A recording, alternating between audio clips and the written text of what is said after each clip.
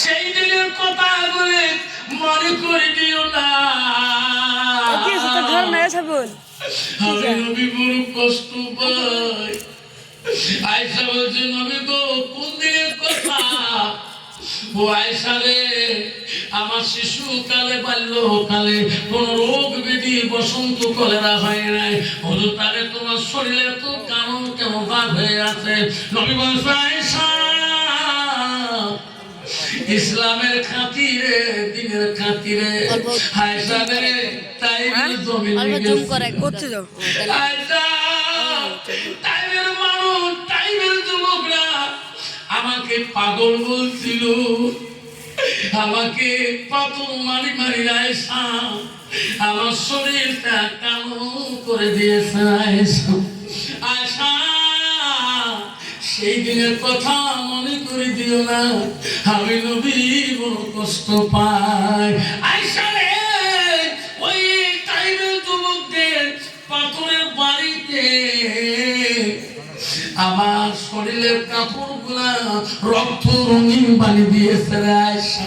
আয়েশা আমি ওই দিন দাঁড়াতে পারি না, আমার গায়ে রক্ত দিয়ে আমার জুতা গুলো পর্যন্ত খল খল শব্দ করেছিল।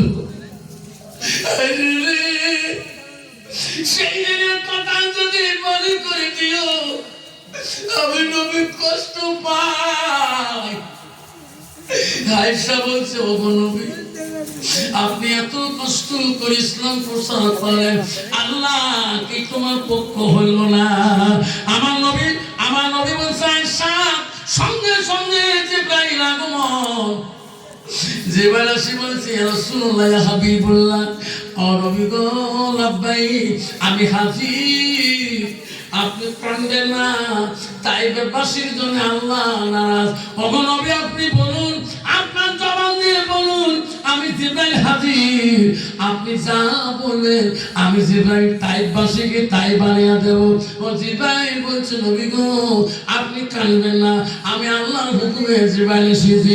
ওগো নবী বলুন আমি জিবরাইল রেডি, আপনার জবান দিয়ে যা বলবেন তাই বল, জমিন যদি উলট পালট করা লাগে আমি উলট পালট করিয়ে দেব। আমার নবী বলছে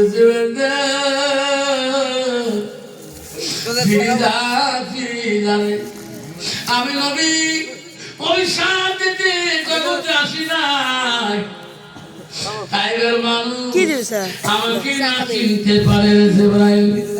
আমি নবী মরে যাব, আমি নবী দুনিয়া ছেড়ে চলে যাব। ও জিবরাইল একদিন পৃথিবীর জগতে, একদিন পৃথিবীর জমিনে এই টাইগার বংশ থাকিয়া আমাকে নবী করে মারিয়া দেবে। আব্বাজান আমার এক দুলা ভাই ছিল হজ করতে গেছে 2013 সালে। ওই সময় টাইগার জমিনে ঘুরতে যায়, এক টাইবাসীর সাথে দেখা হয়।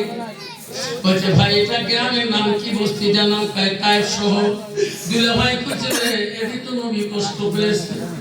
তখন কয় হ্যাঁ এত কষ্ট নবীর মন্তকারী ঘটনাটা টাইগার ইতিহাসটা কিতাবে পেয়েছে। তখন ওই টাইগার মানুষটা চিৎকার দিয়ে বলছে আল্লাহ পৃথিবীর মানুষ দাঁড়িয়ে থাকবে কিয়ামত পর্যন্ত নবীজি টাইগার জমির কষ্ট পেয়েছে, পৃথিবীর জমিনে ইতিহাস বন্ধ থাকবে না। এখনো পর্যন্ত টাইগার মানুষ বাচ্চারা পর্যন্ত মহিলারা পর্যন্ত কান্দে রে, আমার সোনার নবী সুপারিশ করবে কিনা।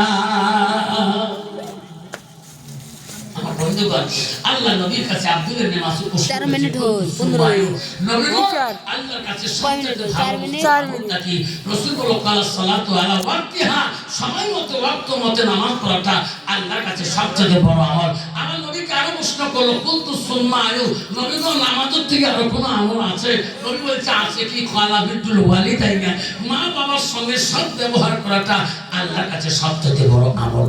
আব্বাজান শোনাতেনা নবীর ভালোবাসা অন্তরে যদি রাখছেন শোনারা, আমার মা বোনেরা নবীর প্রেমে যদি রাখছেন, আল্লাহ রাসূল বলো ইজা মাতাল ইনসান ইয়াকাতান হুয়া মালাহু ইল্লা মিন সালাসাতিন নবী বলল মানুষ পৃথিবীতে মরে যাবে, পৃথিবীতে সব আমল বন্ধ হয়ে যাবে, পৃথিবীর কোনো আমল জিন্দা থাকবে না। নবী বলল তিল্লা মিন সালাসাতিন, কবরবাসীর জন্য তিনটা আমল বন্ধ থাকবে না, আর যত আমল আছে সব আমল বন্ধ হয়ে যাবে। মিশকাত হাদিস, আল্লাহ নবী বললেন ইল্লা মিন সালাসাতিন, এই তিনটা আমল কবরবাসীর জন্য বন্ধ হবে না। এক নম্বর নবী বললেন সাকাতুল জারিয়া, যারা দুনিয়াতে দান করা সবটা করে দেবে। আবার নবী বলল ওই দানবাসী দান করা আমল বন্ধ হবে না। আব্বাজান শোনা জানা, আল্লাহ রাসূলের কাছে একটি মহিলা যা জিজ্ঞাসা করছে, ইয়া রাসূলুল্লাহ, ইয়া হাবিবুল্লাহ, আমি তোমার দরবারে একটু দোয়ার জন্য আসলাম। নবী বলল মা তুমি কে? আমি তো চিনলাম না, আমার কাছে দোয়া চাও। হুজুর আমি তোমার একজন সাহাবী।